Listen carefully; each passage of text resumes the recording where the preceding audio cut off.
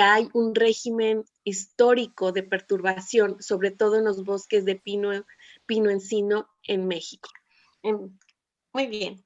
Gracias. Sara, quisiera hacer una pregunta también con esa conversación que tienes. Sí. Si tienes ahora, bueno, los colibríes presentan una serie de problemas en todos los lugares, ¿no? En tu caso, el fuego, la intensidad del fuego puede afectarlos negativamente si es muy duro, ¿no? Pero en otros lugares, ¿qué otros problemas conoces que enfrentan los colibríes? Sí, fíjate que, por ejemplo, en el centro de México tenemos muy arraigada la tradición de usarlos como amuletos. Entonces, los matan. La gente los mata, los seca, los hace polvo y ahora hemos descubierto que los exporta, los manda a Estados Unidos. Y entonces esto se ha ido incrementando porque la tradición como que está entrando más hacia el norte de nuestro continente.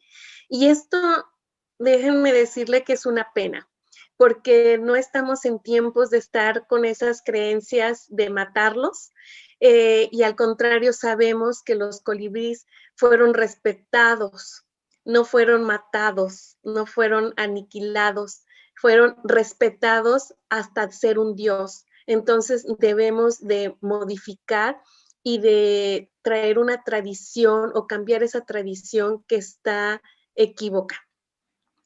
Y por otro lado, también, ¿sabes? Algo que nos atañe a los que nos gusta la conservación es el paradigma de las poblaciones pequeñas. Muchos de las especies de colibríes, sus problemas son porque hay bastante endemismo. Entonces, tienen reducción geográfica, son selectivos por sus hábitos alimenticios, requerimientos de hábitat, y entonces por eso se pueden amenazados. El principal factor es la destrucción del hábitat, no solamente puede ser por un incendio, sino por las perturbaciones humanas en general. Muchas gracias, Sara. ¿Y quieres comentar eso mismo también un poco en inglés para mostrar a todos acerca del tráfico de los colibríes que está ocurriendo ahora? Sí, let's see if I can do it in English.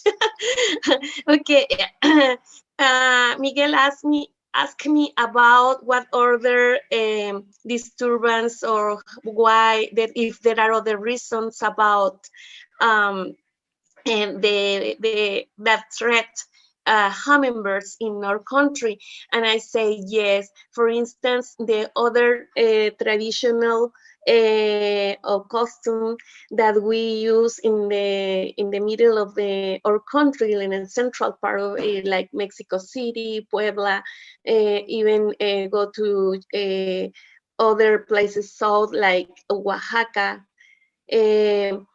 People think that if we use like an amulet, how do you say in English amulet? Amuleto, like something. An amulet, it's the same. Yeah, amulet. And if you put it like here, or if you put even the people make sand with the feathers. So, and this is a really bad way to think that we will find our love through the hummingbirds when they are like sand or they are killed, and it's not right. So I say this is one threat. So let's say to people that for another hand, for our culture, hummingbirds were gods, you know, in different cultures. So our pre-Hispanic culture respect them. They love it, but they didn't kill it. I don't know in what point of this history we lose that and change the tradition. So we should return and think that hummingbirds are very special, unique birds, and we need to respect because they are part of the nature and they do different things, and they have the right to live as us. So the other threat is the habitat destruction. I say like the paradigm for conservation is to attend the small population. Yeah, many species of hummingbirds has reduced their population, especially because they are endemic, so they have a very small geographic range, and they have a high specialization. So we need to take care about them. Sari, we could talk hummingbirds all day long, and I would love to. But right now, and I appreciate that information, right now we are due to go to Taiwan, actually. Yes. Yes. So we're going to say farewell to you and Martin until we see you again later today. And we'll actually see Oscar too. So we look forward to that. And we're going to go to our Taiwan video and learn how birds connect our world, even beyond the Western Hemisphere. Yes. Muchas gracias, Martín. Muchas gracias, Saraí. Esperamos verlos esta tarde y muy pronto otra vez. Claro que sí. Hasta luego. Muchas gracias a ustedes. Saludos, Susan. Saludos, Miguel. Saludos, maestra. Saludos. Hey there, everybody. Scott here from the TWBF. Just wanted to say hello and to say thank you again to the EFTA for giving the Taiwan Wild Bird Federation this amazing opportunity to just take part again in this year's World Migratory Bird Day event, because we truly do also believe that birds connect our world. And on that note, please enjoy this presentation about the citizen science projects that are taking place for birds in Taiwan. A big hello there from Taiwan. My name is Scott Persner, and I'm the Director of International Affairs for the Taiwan Wild Bird Federation, Taiwan's largest bird conservation organization. Today, I'm going to talk with you about citizen science projects for birds in Taiwan. But before we begin, we just want to say a big thank you to the EFTA for inviting us to take part in this special World Migratory Bird Day event. We here in Taiwan really believe that birds do connect our world. Now, let's have a look at how we study them here in Taiwan.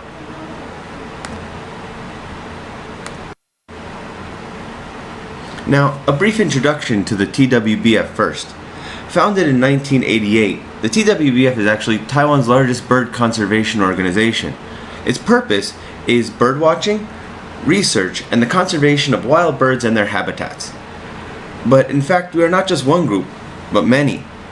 In fact, the TWBF is the umbrella organization for 21 different conservation groups throughout Taiwan proper and its outlying islands.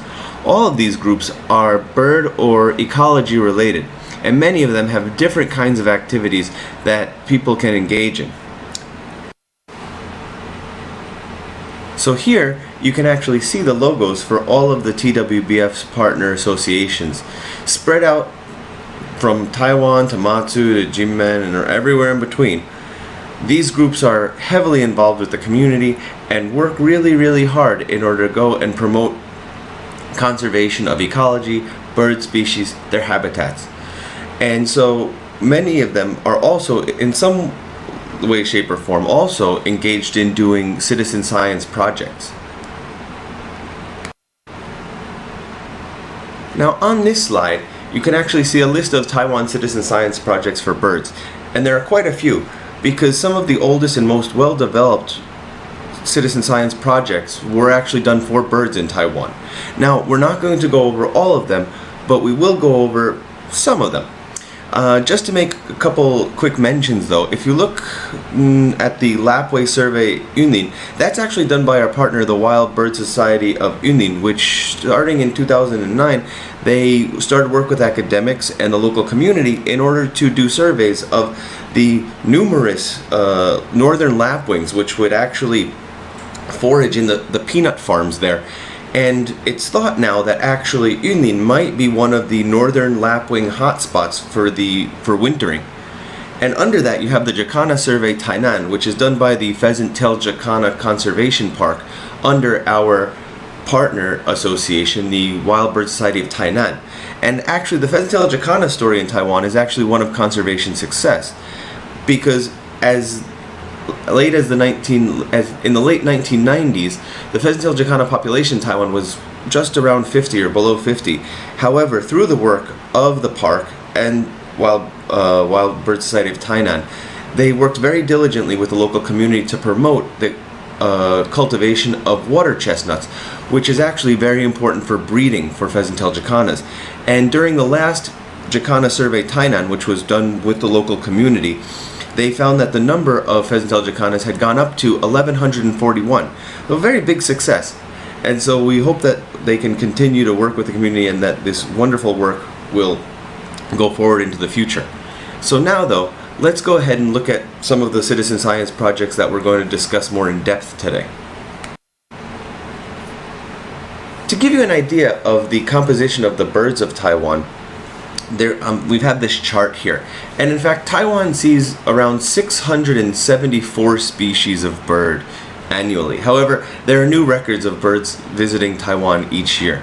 In any event, they could be broken up into these major groups of resident, summer visitor, winter visitor, transient, seabird, and vagrant. For many of our citizen science projects, they're looking at either the breeding birds or the wintering birds. So in this top portion here, you could see the Breeding Bird Survey Taiwan and the Monitoring Avian Productivity and Survivorship Taiwan, or MAPS.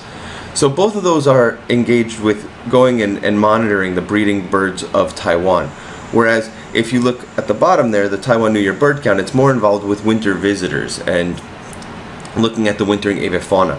However, all of the bird species that can occur in Taiwan are monitored by using eBird Taiwan, which is a database app that we'll be able to discuss a little bit later. So just to give you an idea before we continue, I wanted to show you this. Now the first one we're going to look at is the Breeding Bird Survey Taiwan, which was established in 2009. When it was established, it was done as a joint partnership between the TWBF, the Institute of Ecology and Evolutionary Biology for National Taiwan University, and the Taiwan Endemic Species Research Institute. Now, what makes it so special is that it's the first systematic nationwide CS project in Taiwan, as well as one of the first BBSs for the entire Asia-Pacific region. And it was done because scientists and researchers, they wanted to better understand the current situation for breeding birds on the ground. And so the way that this was done is that volunteers were asked to go ahead and do point counts. Now I'm going to explain a little bit more about the way that the BBS was done. So basically, BBS takes place from March until June, and there are surveys done in the mornings at specifically chosen survey sites. Now the survey sites all measure 1 square kilometer, and the sites are visited twice per breeding season. At each site, there are 6 to 10 survey points chosen, and at each point, the volunteers will conduct a 6-minute stop time point count within a 100-meter radius of the point. Now, when it was first done in 2009, there were about 160 species which were investigated. Now, there are over 230. There are to date 231 species, and on average, about 104,160 individuals which are evaluated. And currently you have 257 sampling sites, and you could actually see on the map there to the right of the words, those red dots, those are actually the survey points. And each year we have about 228 participants who will go ahead and help us to do these surveys. Now, to date, there have been about 490 surveys done at 4,167 points. Okay, so this sounds very, very scientific, and we understand that. So actually, in order to go ahead and prepare the volunteers to take part in the BBS, there are about 2 to 3 training courses offered every year. And then the other aspect of this is that in order to let everybody know about what the BBS results have been, every year there is an annual report published, and currently they're in Chinese, but we are trying to work towards making them English as well. And not only that, but all the data that is collected from the BBS is open data. So it's put on the Global Biodiversity Information Facility, which is an international organization that focuses on making biodiversity data available to the public.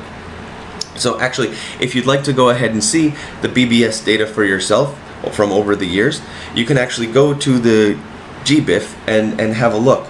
And so actually something that's really interesting about the BBS is that due to this work, the data collected allowed researchers to actually assess population trends for 97 different species in Taiwan, including 19 which were found to have experienced a population increase, and 29 which experienced population decline since the survey began. So it's very important for being able to monitor the situation for these breeding birds.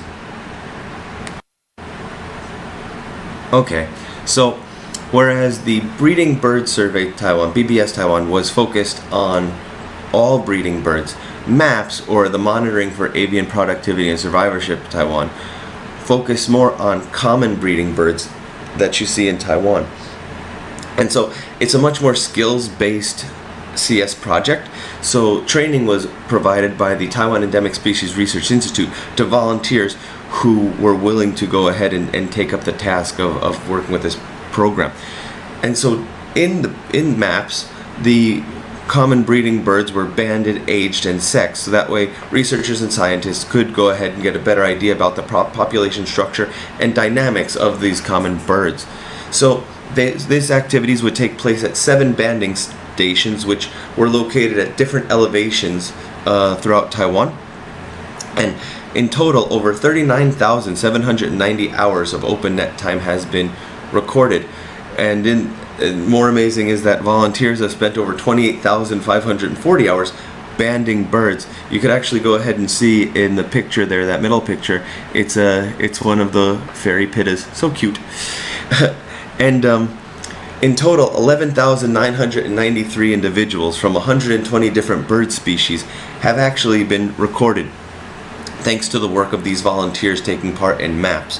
And so this offers researchers and scientists and conservationists a very good look at what is going on for the common breeding bird population in Taiwan, because the goal here is to try and keep common birds common and to better understand the dynamics and the needs, so that way conservation initiatives can go ahead and help them into the future.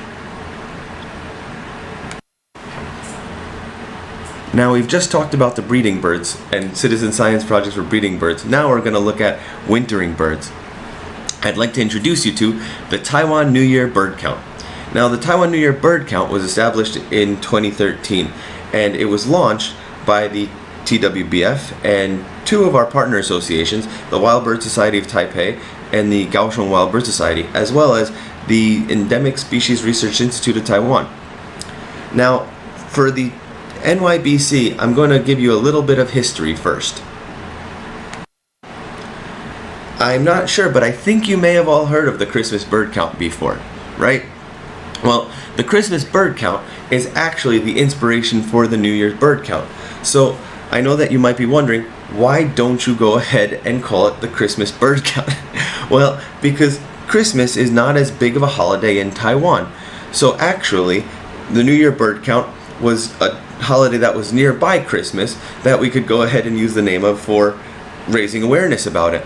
And so actually, you can go ahead and see this bottom section here, which is in Chinese, and it's actually discussing doing the New Year's bird count, because there was a similar event to our current new NYBC that took place between 1973 and 1984. And even though it was called the NYBC, if you see there, it actually took place on Christmas Day. However, NYBC has changed since that previous survey. Now, the reason why they decided to start up the NYBC again is because in the past there was no nationwide monitoring scheme for migratory water birds. And Taiwan is actually one of the most important stopover and wintering sites for thousands of migratory water birds along the East Asian Australasian Flyway. So NYBC was launched in order to monitor the status of the wintering birds of Taiwan and Taiwan's outlying islands, especially water bird species. So the Christmas bird count takes place over the course of 24 hours, and the NYBC takes place over the course of around 23 to 24 days, using early January, January 1st as the midpoint. Now, during the NYBC, volunteers, usually in groups, choose one 6-hour period to count the birds within a circle sample area, which has a radius of 3 kilometers. And so for the volunteer groups, if you are very, very good at birding, if you know a lot of the birds and the sounds, then you can go ahead and do one of the surveys on your own. However, usually groups are of 3 people, where you have somebody who's very knowledgeable at birding, then a person who's good with helping them to navigate, and then other volunteers from the community who will go ahead and take part in the survey as well. Because not only is the point of the NYBC to monitor birds, but it's also to go ahead and promote biodiversity, and also to just encourage having fun with nature, right? So the methods that are used are the line transect, counting flocks, and area searches.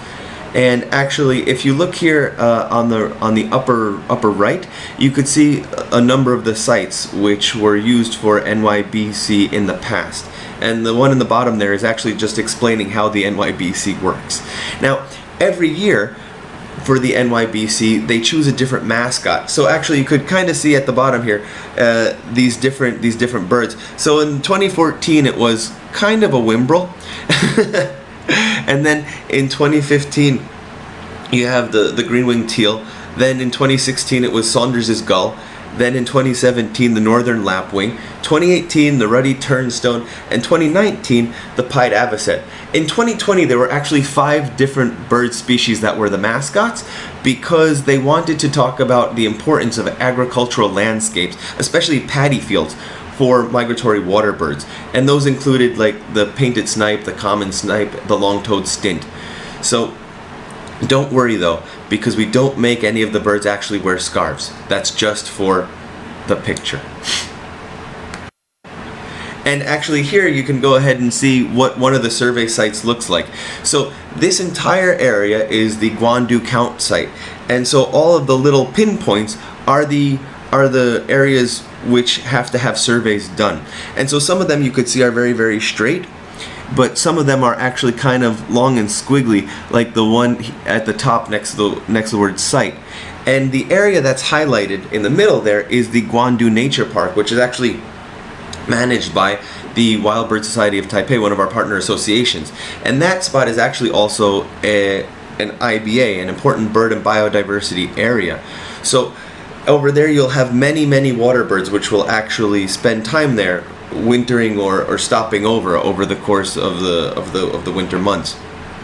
And so this is just to give you an idea about what the survey sites look like for the NYBC. And so if you look here at these pictures, you have groups of people who will go out there with their binoculars, with their scopes, and they'll just do the surveys in order to see what the bird species are in the area, and the information will then get logged and then go into the report, which is later used. So actually, for some, whereas with the BBS, with maps, they were much more scientific and you needed to have maybe a bit more training, the NYBC is actually a much easier activity to be able to go ahead and take part in. And so there are actually a lot of volunteers who take part in the NYBC. Now, here you can go ahead and see the total number of sites. Currently, there are 174 NYBC sites.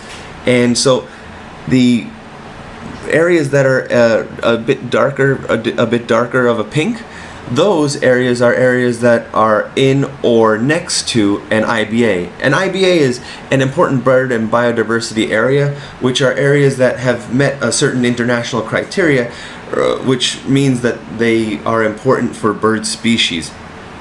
And so the yellow there are those IBAs. And so you can go ahead and see all of our different count sites which are used for the NYBC, and the count sites actually comprise 13.4% of all of Taiwan's area. So it's good because it's comprehensive. And then another fun thing about the NYBC is that everybody can get involved. So if you have a look at this picture here, you can see all the different groups who have taken part. So older people, younger people, children, college groups, our bird associations, our partner associations, anybody can go ahead and take part in the NYBC. And so it creates a strong sense of bonding between members of the birding community, and also gives an opportunity for people who have never worked with bird study or anything like that before, a chance to go ahead and see for themselves what it's like. So there's a lot of interest, and actually it's a very fun activity that many people look forward to every year. Now here you can go ahead and see the NYBC by the numbers. So you could see that in 2014 there were only 122 sites, but now in 2020 there are over 176. The participant numbers fluctuate over time, depending on people's availability and things like that. But the bird species recorded, those have also gone up over time as well. So you could see for the 2014 NYBC, there were 292 species recorded, but by the 2020 NYBC, there were over 350. And from those 350 species, we had 323,579 individual birds recorded, which is actually quite amazing. So, what happens to this data that's collected in the NYBC? Well, with the NYBC, it now has over 5 years worth of population trends for migratory water birds along the East Asia Australasian flyway, which is really very good and important because all parts of the flyway are necessary in order to better understand the situation facing migratory birds, especially migratory shorebirds. The EAF is the largest of the flyways, and there are over 48 different species of migratory bird in this flyway that are globally threatened. So it's important that everybody knows this data that we've collected about what the bird populations look like here in Taiwan. And so that is one of the reasons why all of the data that's collected during NYBC is made open. So this open data is put on one of our national databases as well as on GBIF, the Global Biodiversity Information Facility, which I've mentioned earlier. Also, the NYBC data is published in an annual report every year. Starting in 2019, we also have an English version of the report. 2020's report will also have an English version. And in the future, we will continue to publish them both in English and Chinese. This data is also then shared with Wetlands International for their International Water Bird Census, creating a full view of what is the situation for migratory birds and wintering birds in Taiwan, in Asia, right? And so over here you could see these pictures of the number of areas which NYBC has done, and then species richness there, and then individual richness. So you could see that the coastal areas of Taiwan are extremely important when it comes to wintering avifauna. And then right next to that there you could see our reports which we'd written up over the years for the NYBC. And at the bottom you could see the trends which can be then analyzed based off of the data collected from the NYBC.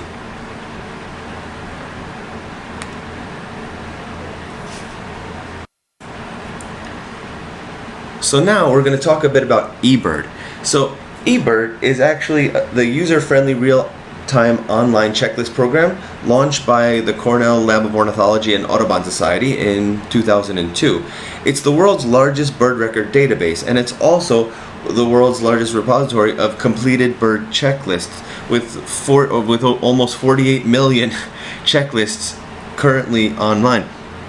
And these checklists have been made by almost 600,000 eBirders throughout the world. People particularly like eBird because it's used globally and is multilingual. You can have your personal birding data there. You can record a checklist or a sighting of a bird anytime via the app usage. It allows you to upload photos, sounds, and videos. You could share records with other people. You could even go birding with other people and then share the checklist of the birds which you'd counted together to that person's account. It provides bird news reports, so that way you can get updates on if a bird that you're interested in seeing is somewhere near you at the time. It has other functions that are amazing. Its information is regularly updated. It has a back-end management capability, and you can download materials from it. It's really revolutionized the way that birders manage their personal birding reports, and are an amazing tool for accessing real-time information on wild birds. Now, what does this have to do with us here at the TWBF? So with that in mind, I'd like to introduce you to eBird Taiwan. eBird Taiwan was established in 2015, and it's a collaboration between the Taiwan Wild Bird Federation and the Taiwan Endemic Species Research Institute. It is the traditional Chinese portal of eBird. This has actually attracted many birders in Taiwan managing their personal birding records and helped them to be able to share their checklists with the world. And trust me, Taiwanese birders love to share their checklists with the world. We are currently number 7 after the US, Canada, Australia, India, Spain, and the UK. It's that chart there in the bottom right-hand corner. So over 446,300 checklists have been submitted, and anybody can go ahead and use eBird. So something else that's interesting about the eBird records is that it also has the TWBF bird database. Because in the past, before eBird was used, you had the TWBF bird database. So over 115,556 checklists have been uploaded from that database and moved to eBird so that people can actually see the history of bird sightings and checklists over the years. That's over 2 million records. So actually, if you look at the bottom there, you could see from 1972 until almost 2015, you could see the people's checklists there and the number of checklists. That spike that begins to go up in the mid-1990s, that's when the TWBF bird database was first established. And so everybody was using that until eBird. And so there's been a slow movement of individual birders to go from using the bird database to eBird Taiwan. To go ahead and introduce new people to eBird, though, the TWBF has hosted a number of workshops for beginners. Now, I want to show you a little piece of Taiwan birding history. So here you could take a look at the Taiwan Bird Record Database interface. So before there was eBird Taiwan, there was the Bird Record Database, and so even though it was started in the 90s, it was actually had sightings and checklists going all the way back to 1972.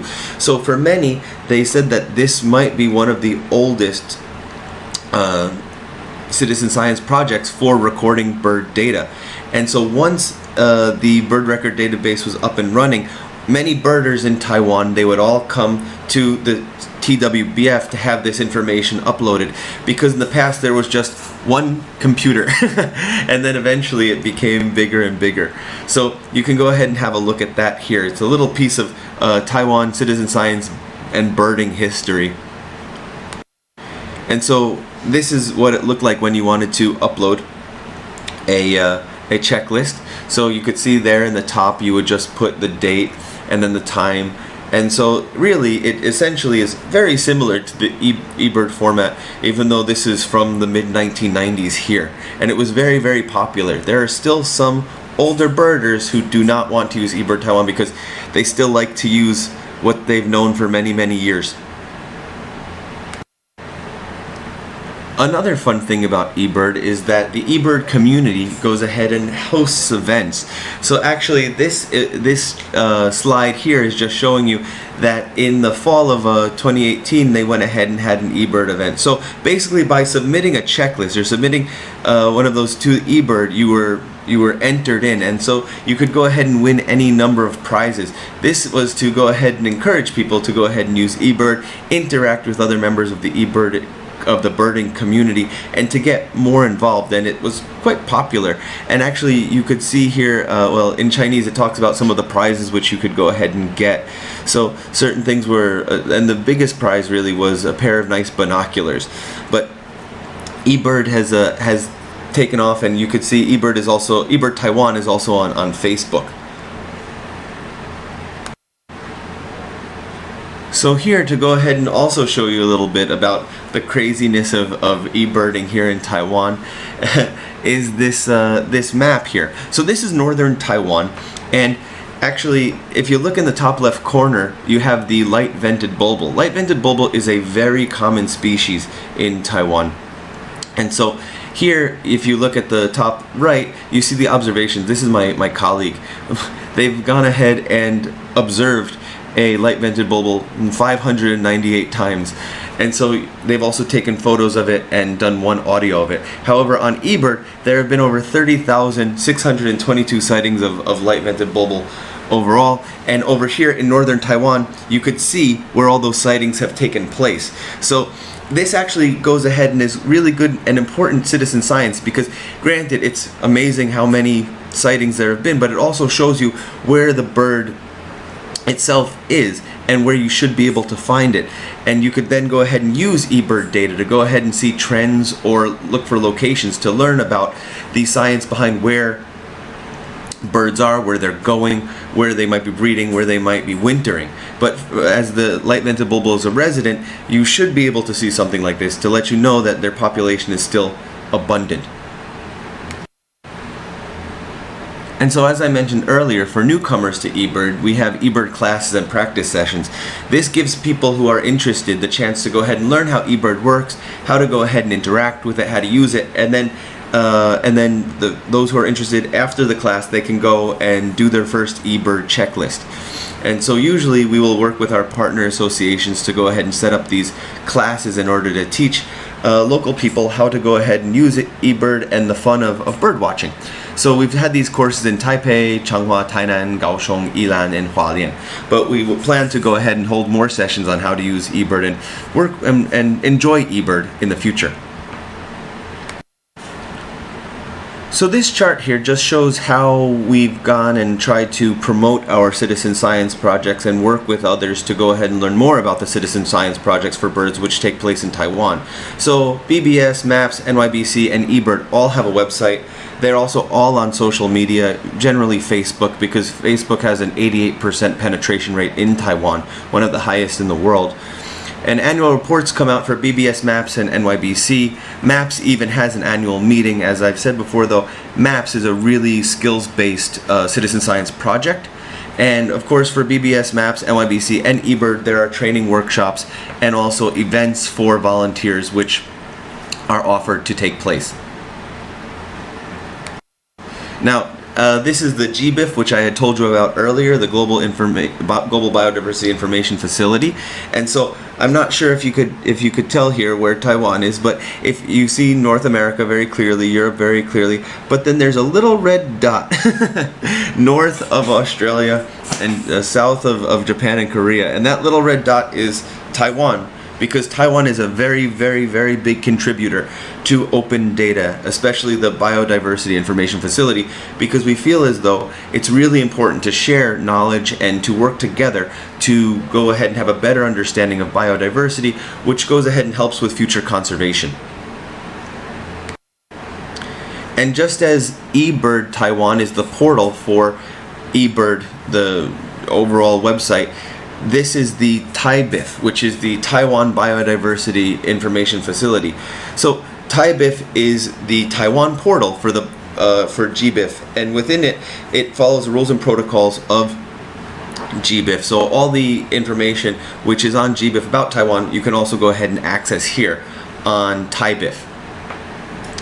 And last but not least, we also have here in Taiwan the Taiwan Biodiversity Network.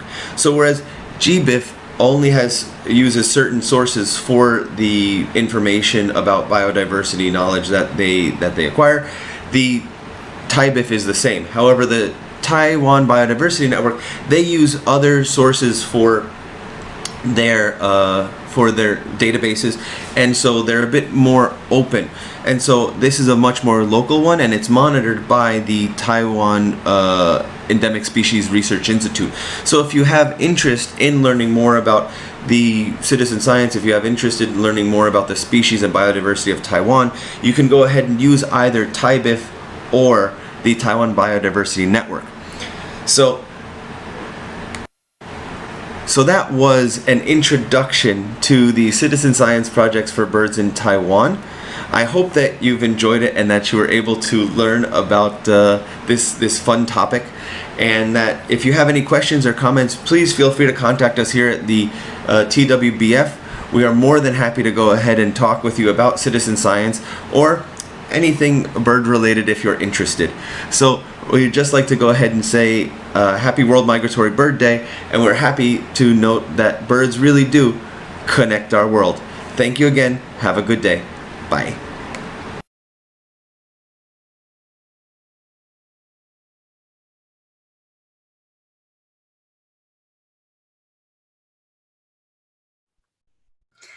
Thank you so much to Scott Persner in Taiwan for putting together that great video for us. They're all watching over in Taiwan where it's, I think, after 10 p.m. So apparently he's got that out and launched on their end of the flyway.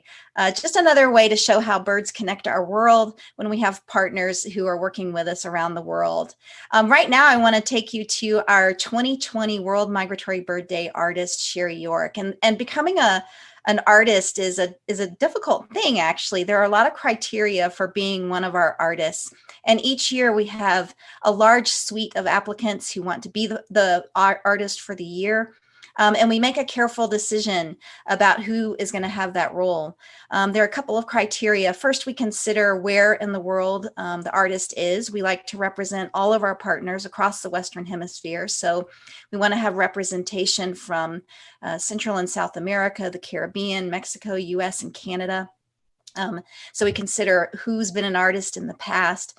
We also want to consider the style, so we don't get into, everything looking the same over the years. We want to really recognize the creativity of our artists.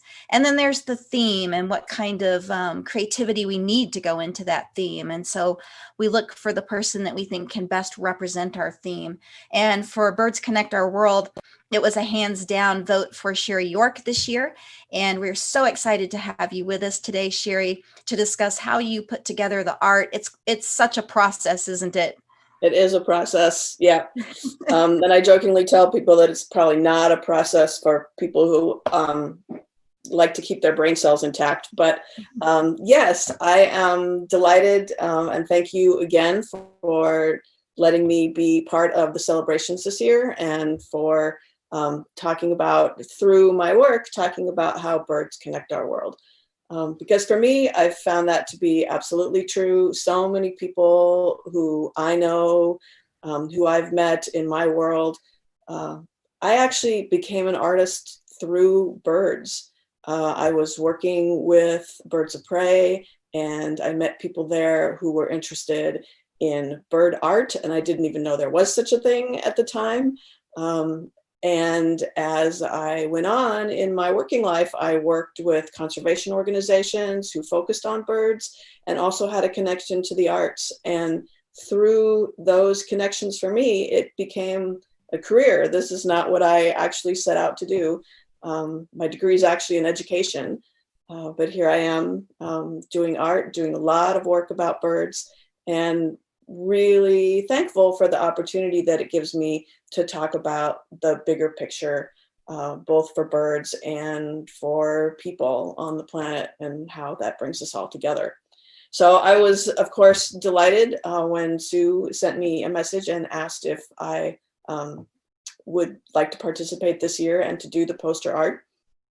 And the technique that I use is a printmaking technique that a lot of people, I think, if they're familiar with it at all, the last time they had anything to do with it was in probably junior high, middle school, high school, because I do a process called linoleum block printing, relief printmaking. It's a technique, it's really the same as woodcut, except that I'm using linoleum to create my print block as opposed to wood. And when I say I'm using linoleum, this is the product that I use. It's called Battleship linoleum, because actually when it was first invented in the late 1800s, the early 1900s, it was actually used this as battleship deck flooring. I use the unmounted kind, so it has a little burlap back on it. It's fairly flexible, although it's quite chilly in my studio this morning, and when it's cold, this is not so flexible as it could be. But I use this material, and I'll draw my image, whatever it is that I want to create. I'll draw it directly onto the linoleum. And then I carve into the linoleum with these little gouges with carving tools. This one has a fairly deep view. I have some very fine tools as well. I'm not sure if you can tell. But I carve into the block using these tools. I'm going to tip this down just a little bit. So I would carve into the block, and as I said, it's cold in here. I'm not really going to carve very much because linoleum, when it's cold, tends to chip rather than carve. But I carve away into the block. Take out all these little canoodles. And what that does is I've any area that I take away out of the material is not going to print. And that's the part that people struggle sometimes to wrap their heads around, is that I'm working in reverse. Every mark that I make with a tool on linoleum is something that's not going to print. It's going to appear the color of the paper. So in the case of the WMBD poster art, I created a different line of cut for each bird species. And here is the yellow-breasted chat. And in this case, I actually cut the extra material out around the bird after I'd carved away the details of it. It's a little hard to see because this is the actual block that I used to create the chat for the poster. So it's already been inked and printed and cleaned off. So it's a little harder to see what's going on. But here's our little chat. And I have sitting right here all the rest of them. Here are all the individual birds, all 12 species that were created for the poster. So once I have my bird carved, then the next step is to print it. And I work a couple of different ways. For the poster, I just printed the birds in a single color, and then I hand painted them. And I'll show you an example for the chat also. But in other work that I do a process called reduction printing, where the color is also applied through the printmaking process. Each color is added to the block one at a time in succession. And I'm not sure if you can tell, but I do have a piece in progress here hanging behind me right now. So it's not finished yet. It's got, I think, 7 different stages of color on it at this point, but I'm fairly certain there'll be at least 3 more before it's finished. I have a lot of darks yet to put in here into this image of harlequin ducks. But for today, I thought it would be fun if I just print this little chat and show you how it's done. So I'm going to tilt this down again so you can see what's happening. Way more interesting to see the block than me anyway. So I've carved away my block, and now I have a brayer, some way to apply the ink to the surface of the block, because that's what I'm doing. I'm not pushing the ink down into the areas that I've carved away. I just want the ink to be on the surface. So I use a brayer for that. And I'm going to put out a little bit of ink.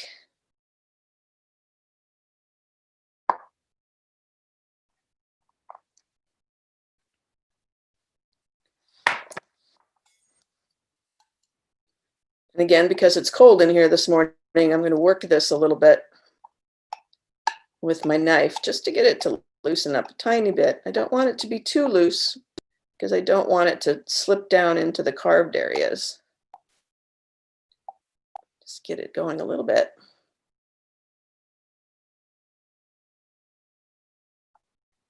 And then I take my brayer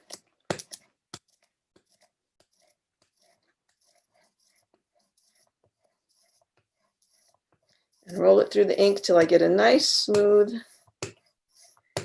even layer. I don't want it to be too thick because if it is, it'll go down into the little low areas of the block and make a mess. So I don't want that to happen.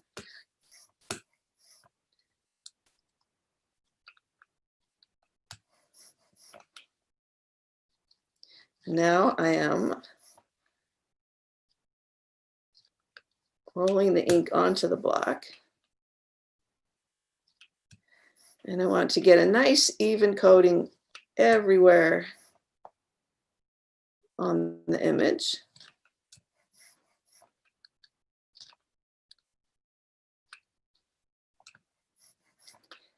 So I'm turning it all around. I'm tilting it a little bit in the light so I can see where the shiny bits are, so I can make sure that I've been everywhere.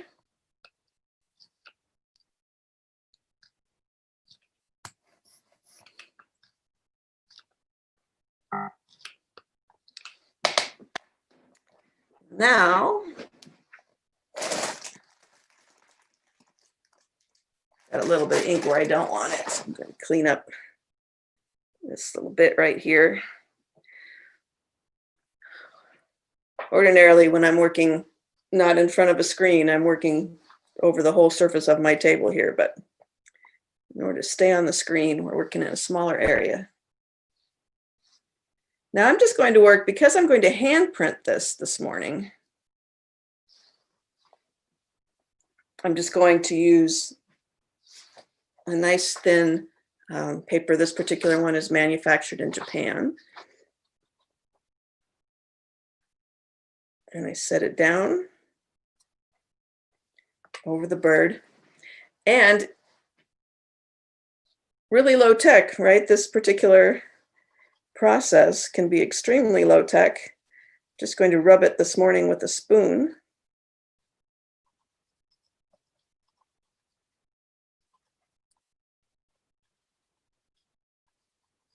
I don't know if you can see on the screen at all. You can sort of tell where I've been.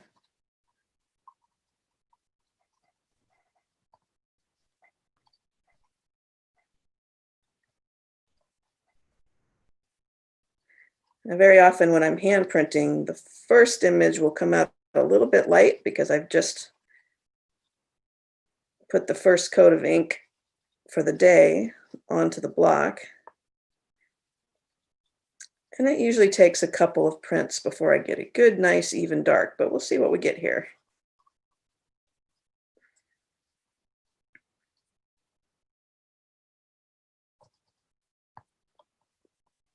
For the first 15 years that I was doing printmaking, this is the way that I worked, even on large pieces, you know, 12 by 18, or I did a piece once that's 8 by 32 that I did entirely by hand this way. So it's a little bit time consuming, but it's a process, and I like each stage of it and working my way to the final product. Do a little peek. Well, it's looking pretty good, actually. Let's take a look at this first one. So there's the first print of the day. Again, a little light. Ordinarily I would re-ink the block and print it again. In the case of the poster,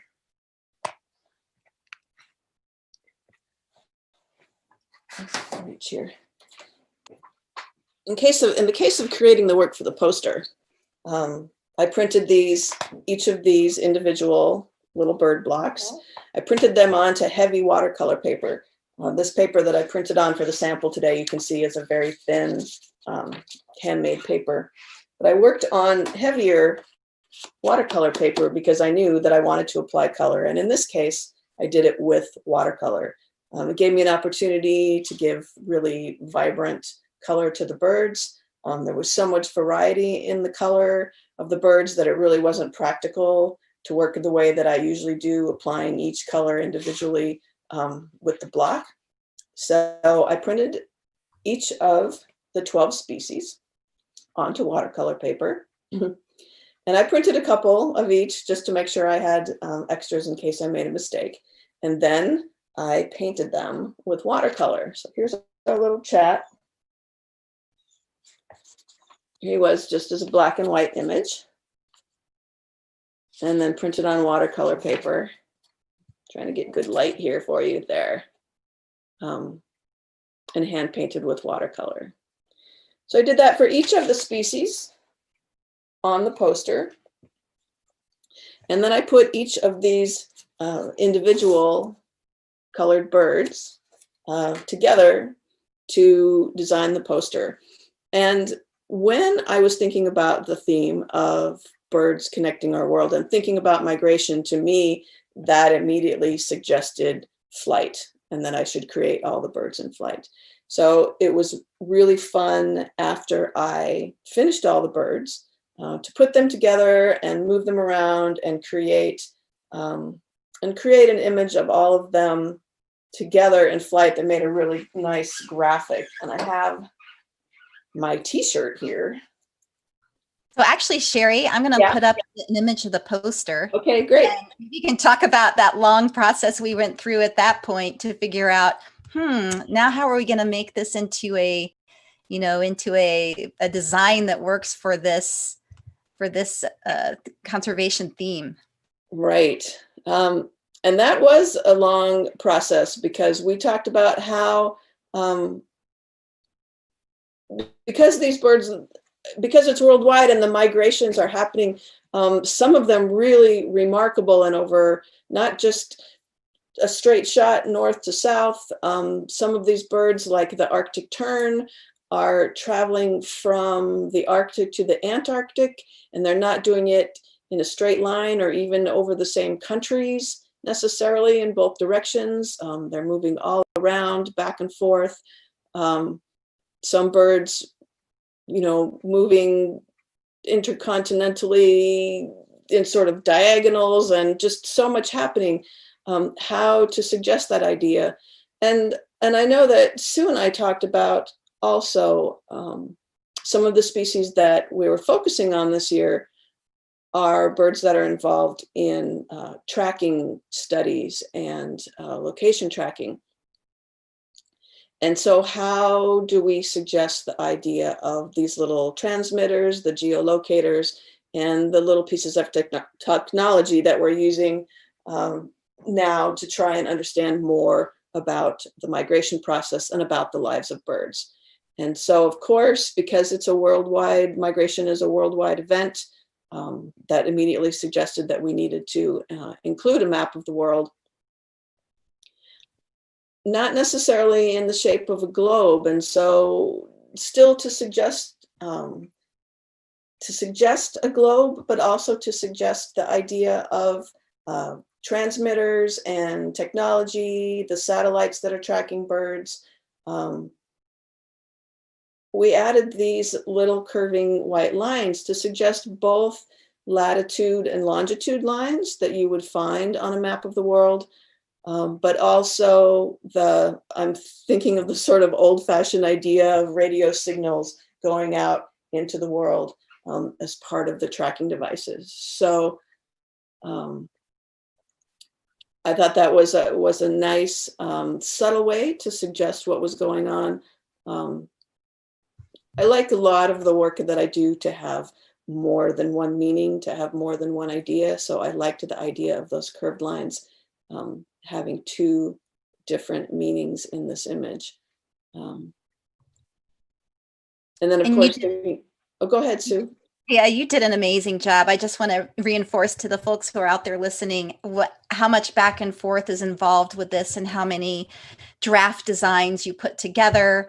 We put together the globe, we put together, a flat piece. We did it all sorts of ways. It takes quite a while to come up with the final design for the poster. And Sherrie has a unique ability to not only develop the artwork, but also the graphics for an image, which is, it's not every artist is also a graphic designer. Those are two different skills, and Sherrie is able to merge both of those.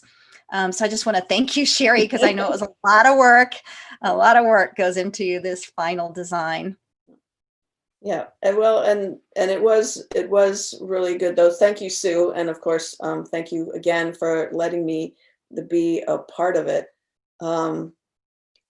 I would just like to say too, if you want to see a little bit more about the process, during the spring celebrations, we did put together a couple of little videos about this whole process for doing the posters, and I do have those. I have them up on YouTube, and Sue, I think you have them. You might have them up. You have them, and we can play those at some point and share those again, because those were great. Right, and I just in terms of if anybody's interested in finding out a little bit more about the process, those were a couple of little videos that I did to put that whole thing together. I don't know if there's anybody tuned in that has questions about the process or what I'm up to here, or if they see any random thing on the table that they don't know what it is. I didn't see any questions. I know that some folks are watching and talking about how amazing your artwork is, the technical aspect of it, and then also just understanding the process of the design and how that happens. I think again, most people don't understand the back end of this, even to the selection of the species. And I just want to speak to the, each selection has a purpose. We don't just randomly select beautiful species. We select them for the science value that they add to the program. So with that in mind, just know that every one of these species represents some way of tracking them that we wanted to highlight throughout 2020. So that's been a really fun part of the program as well, Sherrie. Yes. Yeah, that was great. It was really fun. It's a little bit like Christmas when you finally get the list and get to see what birds. When I finally got to see what birds I was going to need to represent. And what was really fun is that some species were familiar to me. Barn owls, for example. I mentioned that my early introduction to birds and to art was working with raptors, and I actually used to handle a little barn owl, who was one of my favorites. So that was great fun to have that back. But then there were other species that I was less familiar with. The fork-tailed flycatcher. I've never seen one. I'd never really even South heard American of one. Species, right? Yeah, it's not a species found here in my part of the world. So that was fun to do a little bit of research and learn about a new species in the process of working on this poster. And so again, for me, another way to connect me personally to my world is getting to know some bird species in other areas. So that was a really important for me and really fun part of the project as well, is to be able to learn things while I'm working. And so that's great. Well, and I should also share with the public that every artist gets very reviewed. And Sherrie is also she's a birder, she's an artist, she's got this amazing attention for detail. Not every bird artist is a birder. So there are people who paint birds but don't really watch them and may not know some of the details about them. But we have a review team that actually reviews all of the art. They count every tail feather and every wing feather to make sure that the number is accurate, if that's the way it's depicted. And the beak and the body shape. But Sherrie has such a good eye for this and so much experience that did we make any edits? I don't remember. I think we made one edit actually to one species, and I can't even remember what that was. But there was one. I don't remember what it was either, and it was an easy fix. Oh, there was something. There was actually something on the barn owl that we changed. So the one I probably thought I knew best, but yeah. So but it takes a special artist. I mean, it's a special relationship that we have with our artists, and we know we ask a lot of them, and we just so appreciate your work. You have a comment here from Penelope who says that she's been following your work for ages and has been watching a few of the Australian interviews today. Congratulations on your beautiful work. So, we know that you're, Sherrie's an award-winning artist. She's been selected as an artist for the Leoki Museum, the annual competition. Sherrie, weren't you just awarded for something else? Maybe, but I do have work at Birds and Art at the Woodson Museum right now, the Woodson Art Museum. So I'll give a little shout out to them. And then also the Society of Animal Artists, which is an international professional organization of wildlife artists, not just wildlife, domestic animals as well, but of animal artists. And there's an exhibition of the Society of Animal Artists on right now at the Blauvelt Museum in New Jersey. And I have worked there as well. So yeah. And you need to brag a little more. You're also an instructor at Hog Island, correct? Correct. I do teach classes for National Audubon at Hog Island Audubon Camp. And I do workshops around for a number of other organizations as well. The Museum of American Bird Art, which is down by Boston. I've done some things with the Gilly Museum up here in Maine that we'll be doing some more things next summer because the Birds and Art traveling exhibition is coming to Maine next year, which I'm very excited about. My piece will be in that traveling exhibition, and so we'll be doing some things with the Gilly Museum. So there are opportunities to look at a bird art if you hadn't really thought very much about bird art before. before today, or wildlife, animal art of any sort, keep an eye out, because there are opportunities to see a wide variety of work over all sorts of media, from very detailed oil paintings to some great found object sculptors that I know that do really wonderful bird work. So yeah, take an opportunity whenever you can to look at some of that work. Well, and Sherrie, just as a final, I want people to go to your website, because you do sell prints and art online, don't you? And I know they're beautiful. And Sherrie, also, if you follow her, she puts up some of her new work, also in progress, which is really fun to see, Sherrie, to see you always share some images of it, at the start, and talk about what you're thinking about. And then you get to see it a little farther done. And then you get to see it, again. And so that's really, really fun to see. Do you want to give people your website address and let them go see your art? Yep, the website's easy. It's just sherrieyork.com, and Sherrie is the tricky part. It's spelled SherrieYork, all one word, no spaces.com. That's the website. And there's a link from the website to my blog, which is called Brush and Baren, Baren. The Baren is a tool for printmaking, for hand printing. This is a rubbing tool like a spoon, but with a larger surface area. So the blog Brush and Baren is where I document work in progress. And actually this piece behind me you can see it so far on the blog, and I will be updating that as I finish it. Hopefully this week I'll get done with it. So yeah, you can follow along and watch me. There's always the risk of a very public crash and burn if things don't go right. So, it's like very slow moving reality program. There you go. Very slow pace. Yeah, well, we have another comment from Dawn who says, Sherrie is amazing, and we want to agree with that. And we just want to give you a big, there's just no way ever to thank our artists enough for being World Migratory Bird Day artists. It's a year-long effort. And Sherrie, once again, we just appreciate everything you've done for the program this year. Well, thank you. And I appreciate everything that you guys are doing for birds and for communities around the world, and helping people to connect and get excited about and see just the wonder of birds and the environment. So thanks so much for all the work that you guys are doing. I really appreciate it.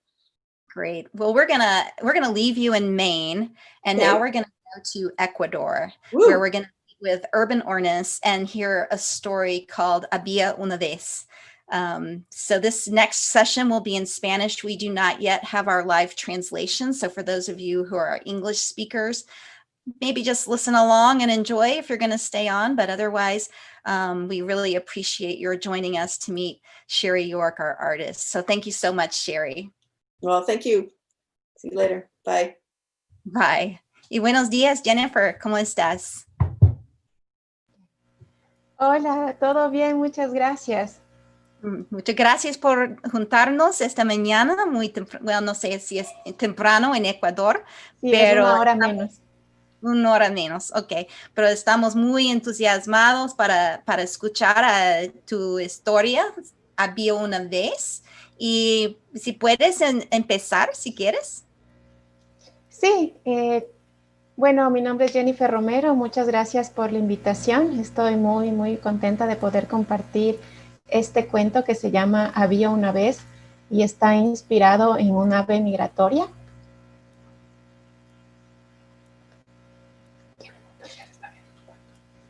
Sí, por favor me confirman si se está viendo mi pantalla.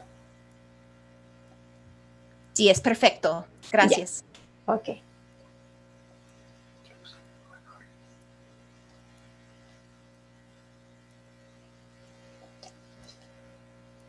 Había una vez una pequeña llamada Siriri. Ella amaba escuchar las historias que su madre le contaba acerca del gran viaje.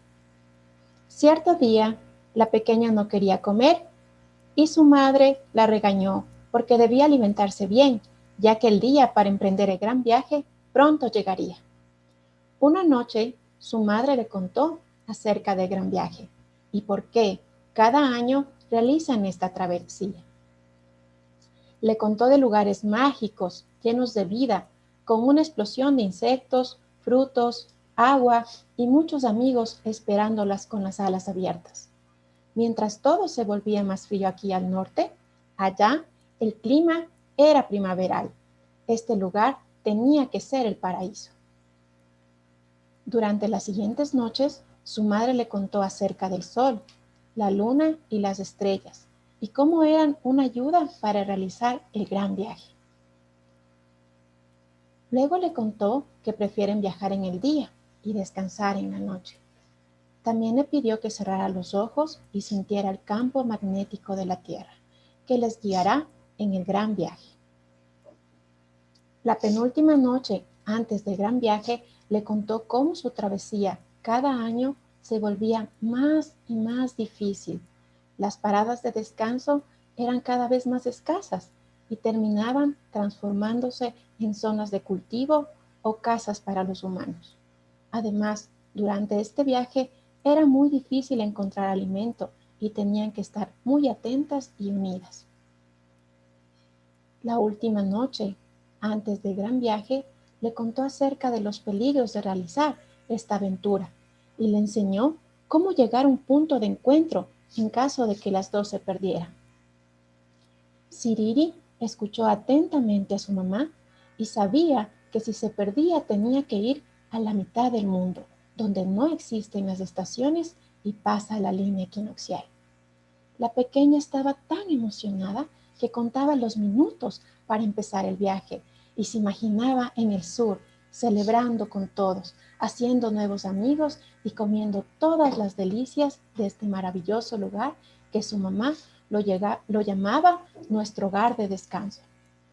El viaje empezó y madre e hija volaban juntas hacia el sur, dentro de una gran bandada.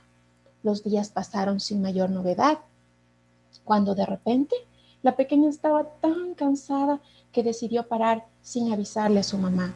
Cuando ya se sintió mejor, notó que no estaba su bandada, ni tampoco su mamá.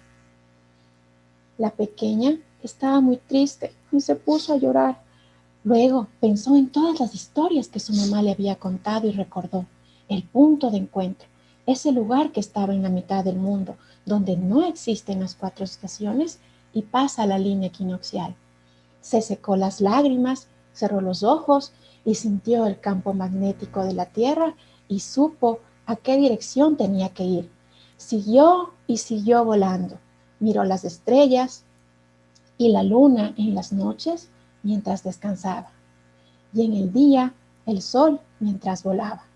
Sabía que estaba cerca del punto de encuentro, ese lugar que estaba en la mitad del mundo, donde no existen las 4 estaciones y pasa la línea equinoccial. Cuando ya estaba a punto de caer por el cansancio, vio a lo lejos a su mamá. Se emocionó tanto que empezó a cantar.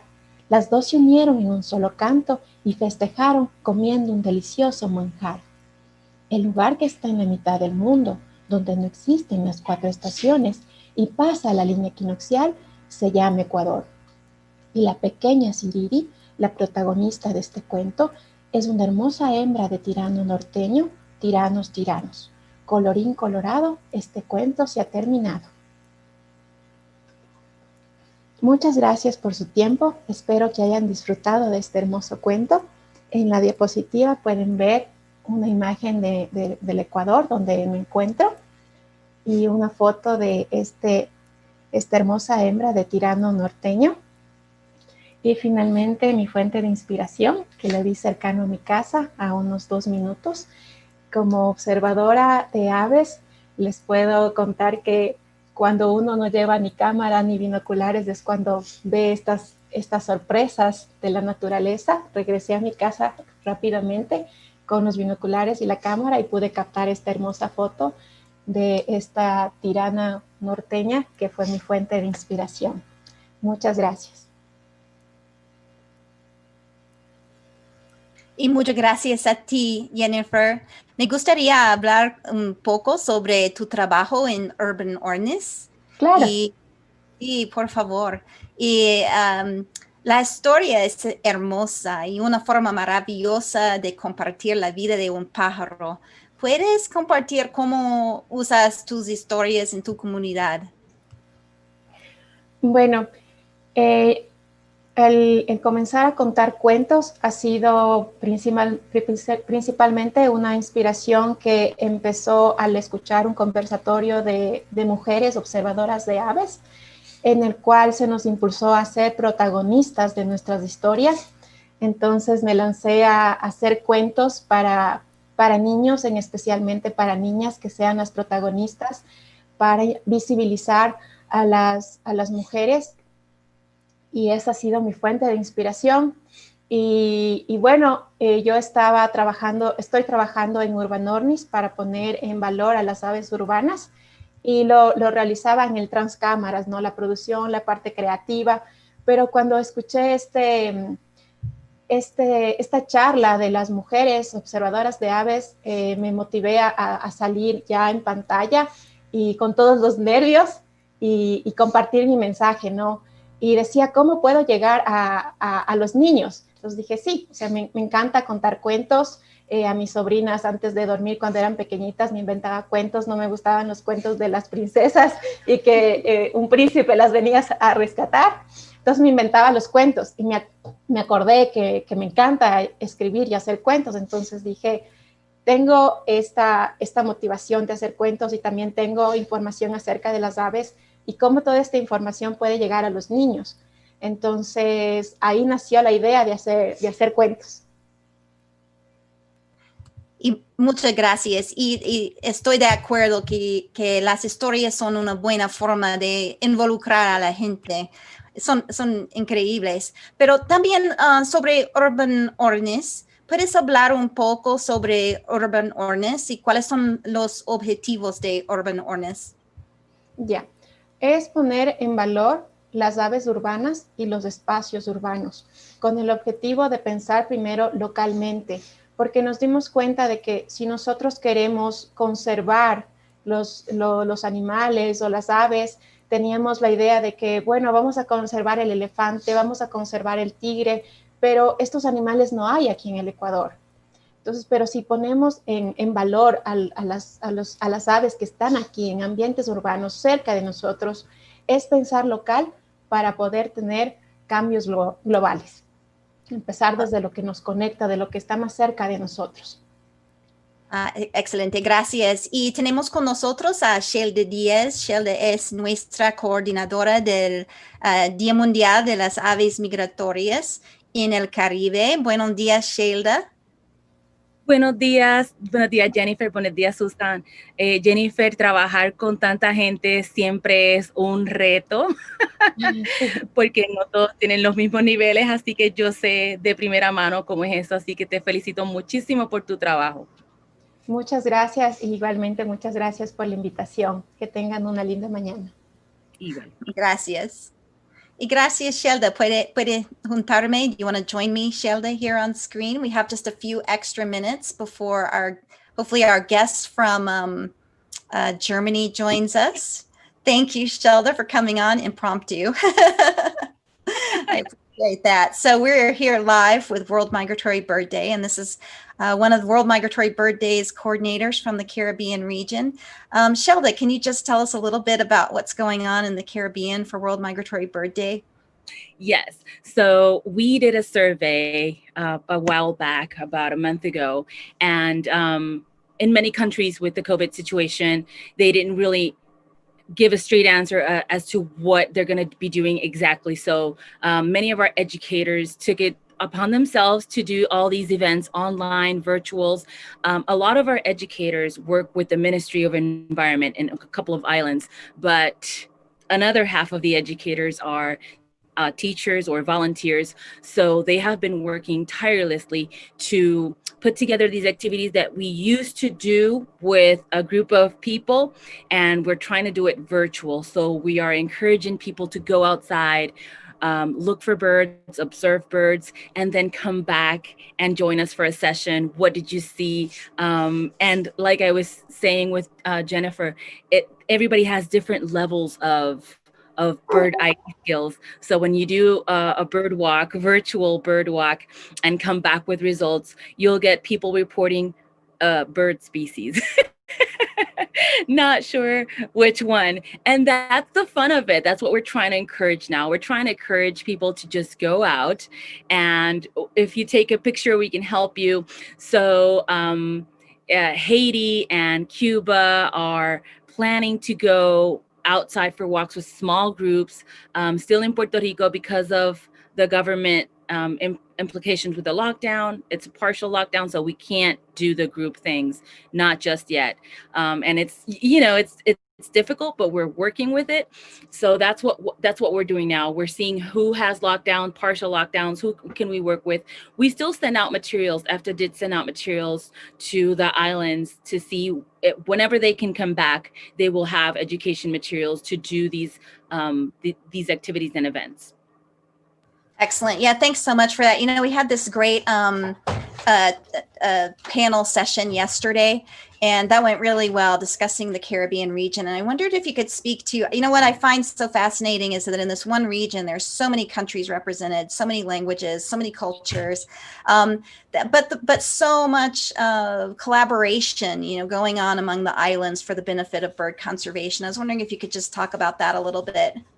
Yes, the key here was visionaries way back in the 80s, like Joe Wonderly and Jose Colon in Puerto Rico. They founded the Sociedad Caribeña para la Ornitología, and that was their vision. We should collaborate. These birds are coming to all these islands in the Caribbean, and they started collaborating. So after they founded the La Caribeña, as they still call it, La Caribeña, it's Birds Caribbean now, and they started networking. So this has been more than 20 years of networking, people that can talk to the first meeting.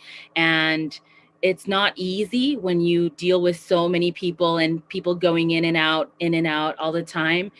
We have the ones that have been here for 30 years, but then we have the ones that, like me, have been only for 15 or 10 years. And then we have the new up and coming generation.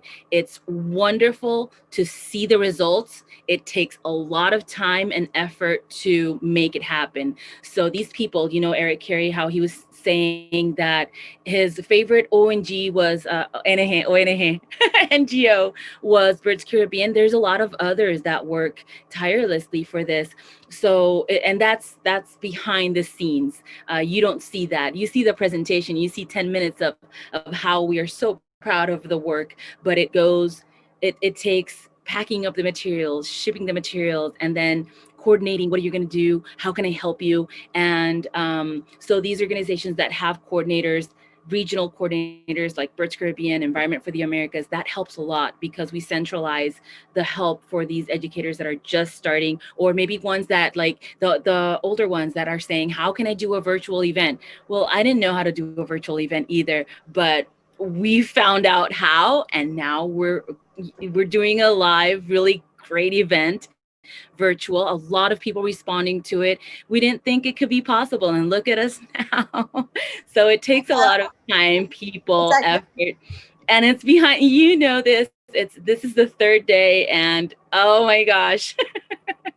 I know we've had some full days, haven't we? But it's been amazing, and it's allowed us to bring in some people that we wouldn't normally have met or had the opportunity to have online. It's been wonderful. We've had events and activities from all the Americas. I mean, I am so happy how we've all said, yes, of course I'll be a part of that. Caribbean Day, Mexico, and now the whole hemisphere. How I would have never imagined this 2 years back. So this is just so wonderful how we took advantage of this. And like I said, people won't see the ins and outs of how to do this, but we're helping POW make their next virtual event just by providing a platform for them yesterday. So all of that, how do you say andamiaje? Dear, I don't know that word. Where the painters go on to paint, and it's a big structure. Like a mural? No, they go on that to paint. It's like a metal structure. I know what you're talking about, but now I'm not going to come up with the word. But I do know what you're talking about. Anybody out there want to help us with the word? It's because the important thing is for us to be the support of that painter, for the painter to do their, you know, their magnificent job of bringing people together. So we are that support, we are that glue, we are very joyfully the andamiaje for Structure, the framework, the that's the word, the framework. Okay, the framework for all the educators. So and it's not, like I said, we still haven't reached everyone in the Caribbean, not yet, because there are many organizations that are just being formed, and it's going to be a new reality for us on how to do these events and activities. So we're giving a whole new twist to how we did things, and it's wonderful. It's wonderful because we have somebody from Germany right now talking. So I mean, right. Oh this my was gosh. referred to as a coffee chat with us. So we're having a coffee chat, and I have my coffee here. Oh, I should get my cup. Exactly. I do want to mention to people who are tuning in this morning and waiting for the next sessions that we have a full day. And if you haven't gone to our birddaylive.com website, you can check out the entire schedule. And it is packed, like Shelda said, it is just packed. So we are going from one session to another. We are working to provide as much translation as possible. Translating is a difficult task. So we have about 7 hours today. We'll definitely be translating our youth forum. So we invite you to meet some of the young people across the Western Hemisphere who are working for birds and bird conservation. And then we have an exciting panel to discuss tracking. We have a scientist from NASA's Jet Propulsion Lab. We have cellular tracking technologies.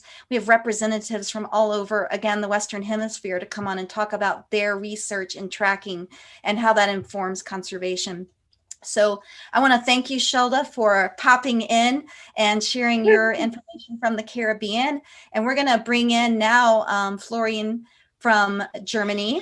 Florian is with the Convention on Migratory Species. And Florian, I don't know if you can turn on your camera and your microphone. Okay. There you are. What a great background, Florian. Yeah, is it good? You like it? Good. I do like it. Hi, Susan. Hi, everyone. Yeah, we're so excited to have you on to share, our global collaboration and how World Migratory Bird Day, the Environment for the Americas, again, coordinates World Migratory Bird Day in the Americas. We want to share how we coordinate this across the world, around the world, across the globe, in collaboration with the Convention on Migratory Species and other organizations. I'll let you talk a little bit, Florian. Okay, thank you very much. This is the first appearance for me in America's Flyway, so warm greetings to everyone from Germany, located in Bonn. We're working for the Convention on Migratory Species and the African-Eurasian Waterbird Agreement, and we've been, we're the partners behind World Migratory Bird Day with EFTA, with Susan. We joined a strong coalition in 2017.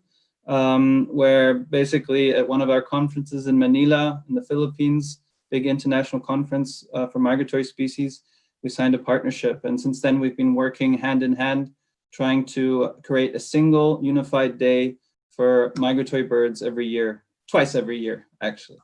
Yeah. Yeah, I'm delighted to be part of this. I'm not sure of the program, but we'll see. I just wanted to say that, I've been personally involved in World Migratory Bird Day since 2006, where our organizations launched World Migratory Bird Day on the edge of the Great Rift Valley in Kenya,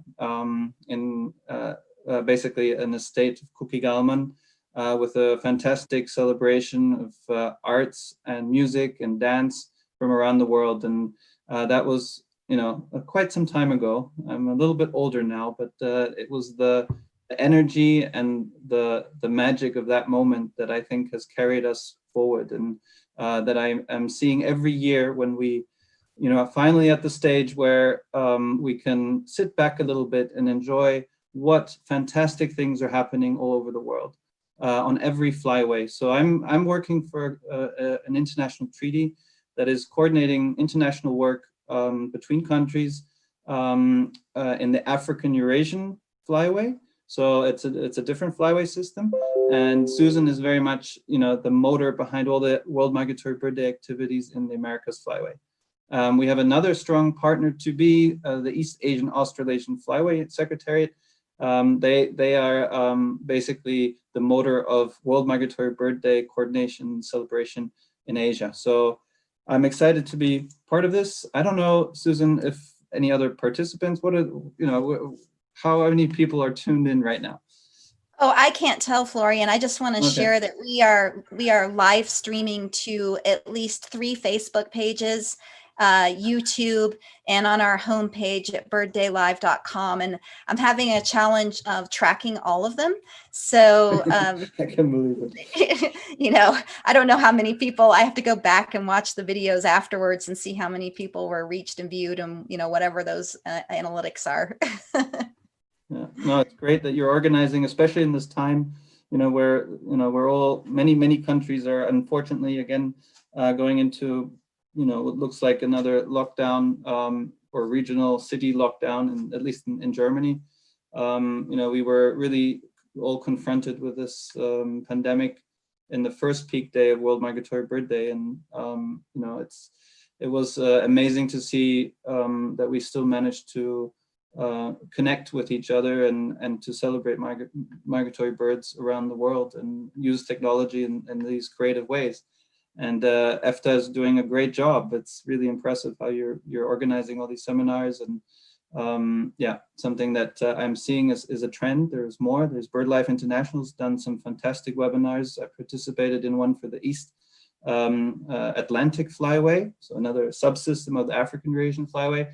Fantastic one. And they also have a webinar planned for the 14th of October. I just wanted to mention that, which will be very, very interesting, looking at some success stories for conservation, flyway conservation around the world from a BirdLife International perspective. And yeah, there's so much going on. I can just say, I'm just going to say it. I don't know how long I'll have to speak, but you're waking up in the Americas, and we are now at 3 p.m. in Germany.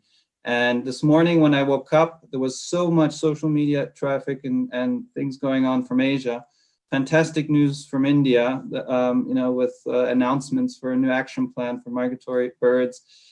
India was the host of our last big conference, actually this year in February, right before the pandemic broke. We were one of the last big international meetings with over 1,000 participants and dedicated to migratory species. And there was a wonderful announcement by the Prime Minister Modi at the end that India will take strong action on the flyway, the Central Asian flyway for migratory birds. And that was reiterated today in media announcements for World Migratory Bird Day in India, so just a few hours ago. And the big personal highlight, Susan, is that we have a Secretary General message from the UN. Secretary General Antonio Guterres has done a message for World Migratory Bird Day, dedicated message, and it's available in all UN languages. So, oh, that's wonderful. This is the first time in my years with World Migratory Bird Day that this has happened. And this means we've received really a lot of help from the UN system worldwide to get this day, announced in the media and in different places where we usually don't reach. I really think that thanks to this help from the UN system, we're really helping to spread the word about World Migratory Bird Day beyond the usual crowds that we manage to reach. I appreciate that, Florian, and it is a wonderful collaboration. I thought what we could do is I put together just a few images for us to share, because I think a lot of people don't know the behind the scenes of World Migratory Bird Day. We often get these messages about, oh, it's World Turtle Day and it's World this day. And World Migratory Bird Day is a very, very active program in so many unique ways. We make it more than a day. We actually make it a year. And I thought what I would do is just share these images so that they could understand how the program is organized and managed amongst us, and how we work together to make this happen. And I thought, sharing this flyway approach, where the green part is where Environment for the Americas works along the Americas flyways, but also understanding that these boundaries, overlap and interweave, and that, we had a presentation from Taiwan this morning where we share the migration path of the bar-tailed godwit, which is one of our focal species. So even though we have these kind of green areas, yellow areas, blue areas, we also have a lot of overlap among them. With many of the migratory bird species.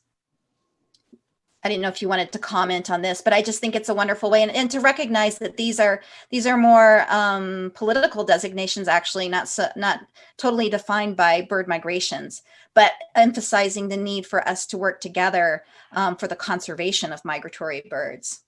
Exactly. I mean, what you see here is a very simplified, mask of the different flyway systems. There are many more, as you said, but the ones you see, the Americas flyway, and then the African Eurasian flyway in the middle is the one where there is a very strong active treaty called the African Eurasian Waterbird Agreement, dedicated just to waterbirds, and looking at all those countries in that flyway and bringing them together to work for basically better protection across the entire migratory range of over 255 species of waterbirds.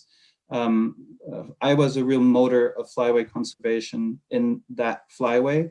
When you move further, there's the East Asian Australasian Flyway Secretariat. They're based in Incheon in Korea, and they're coordinating the work across that flyway, all the countries that share the birds on that flyway. So the principle is really the same everywhere, that you need to protect migratory birds in all the countries. And as we know, the theme this year is Birds Connect Our World. And it's important that we realize that, it doesn't help if there's massive amount of investment in one country to protect a certain coastal area or wetland if it's not done across the entire range. So we're all connected. We all share these birds. Many people in many countries appreciate the birds and would like their children to appreciate the birds. But it's so important that we have this kind of international cooperation and these mechanisms in place for countries to actually share resources, share expertise, work together on targeted, in the case of Iowa, we have targeted single species action plans for specific species, for specific countries. Yeah, there's a lot of work. So all the experts of those in those countries that we facilitate the work that they come together and they exchange the know-how, but also the defined action plans which countries can basically agree on and then invest in to actually carry out conservation measures. Yeah, so this is a big broad. This is from the World Migratory Bird Day website. So we're currently World Migratory Bird Day. We're divided in these three flyways, but as I already mentioned, there's the Central Asian flyway, which is all the way from the Arctic down to India, which would be between the East Asian Australasian flyway and the African Eurasian flyway. But yeah, you're in the Americas flyway right now, so your audience is probably more interested in what's going on your flyway.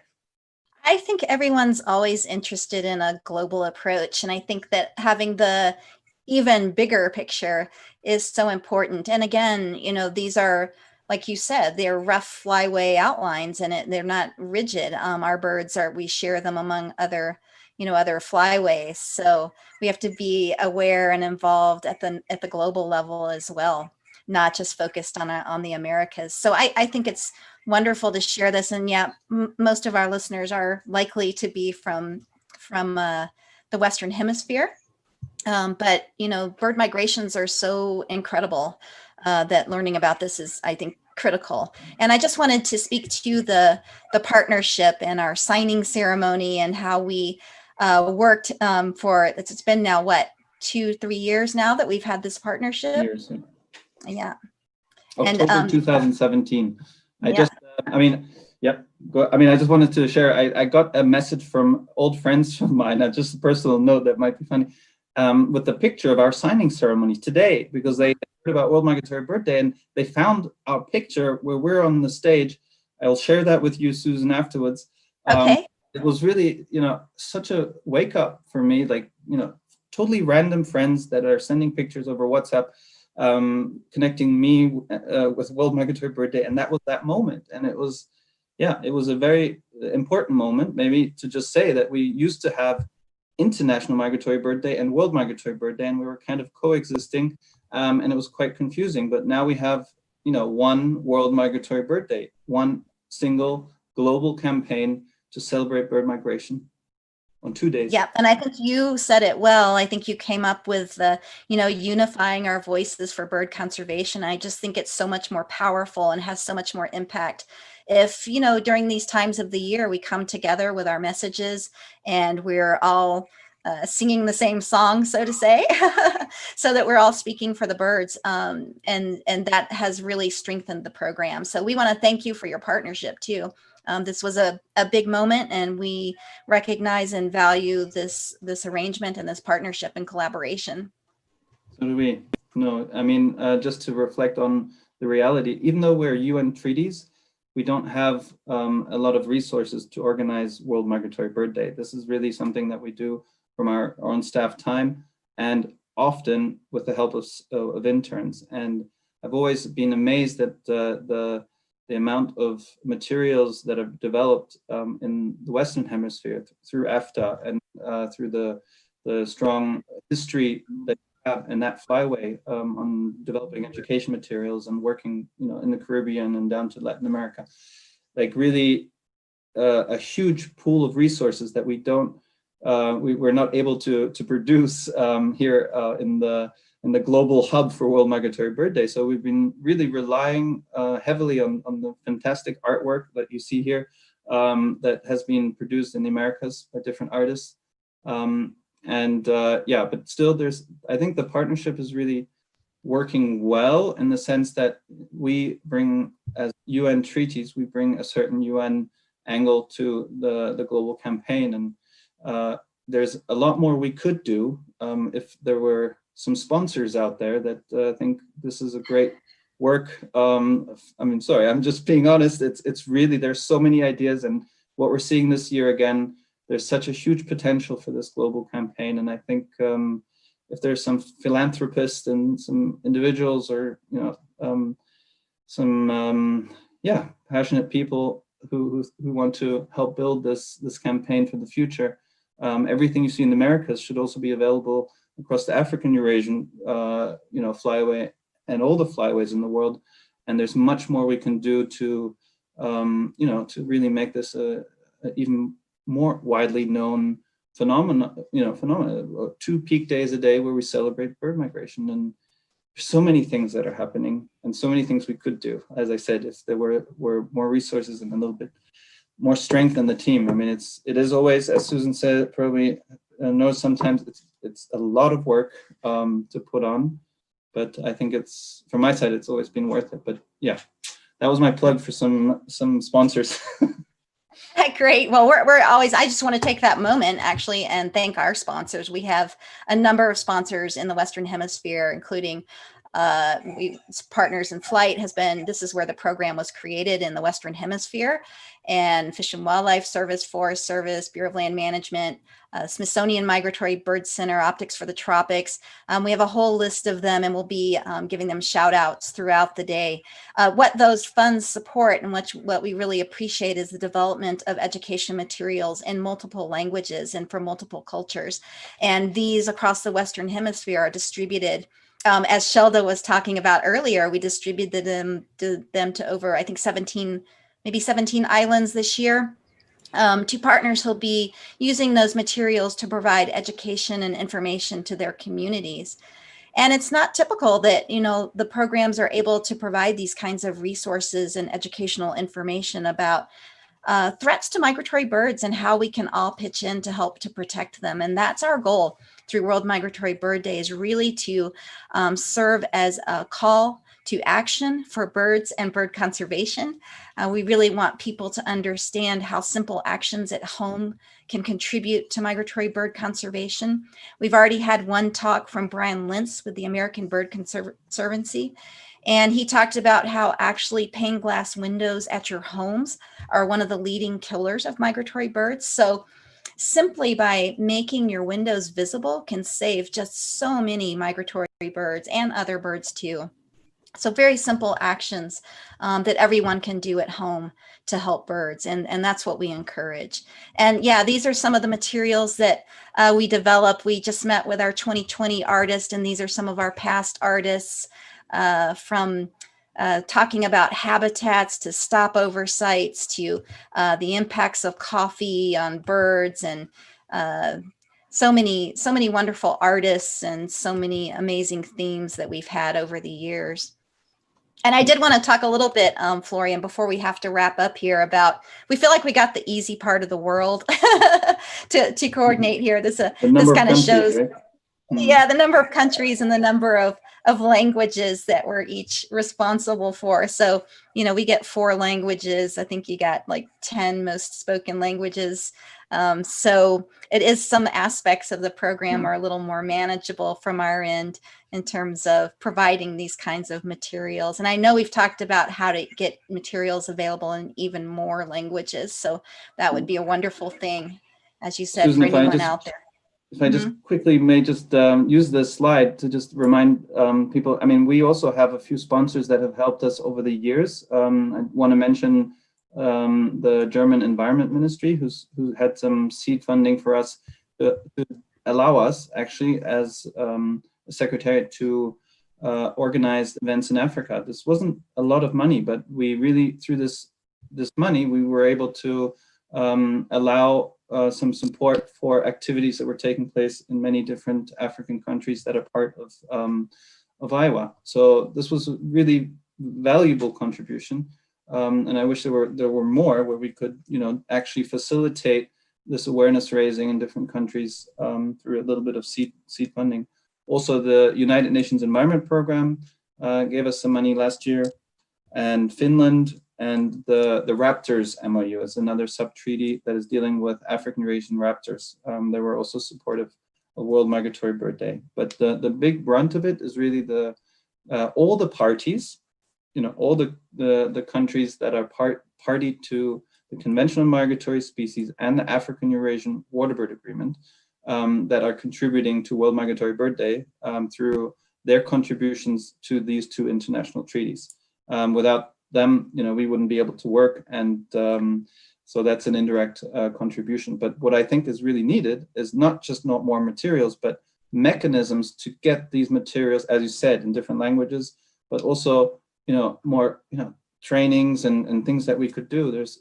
The world is wide open, and there's a lot to learn from the Americas Flyway that can be applied in other flyways, and vice versa. Hey, there's a picture of the first World Migratory Bird Day event in Kenya at Cookie Galman's estate, looking over the Great Rift Valley. I'm happy you have that picture too.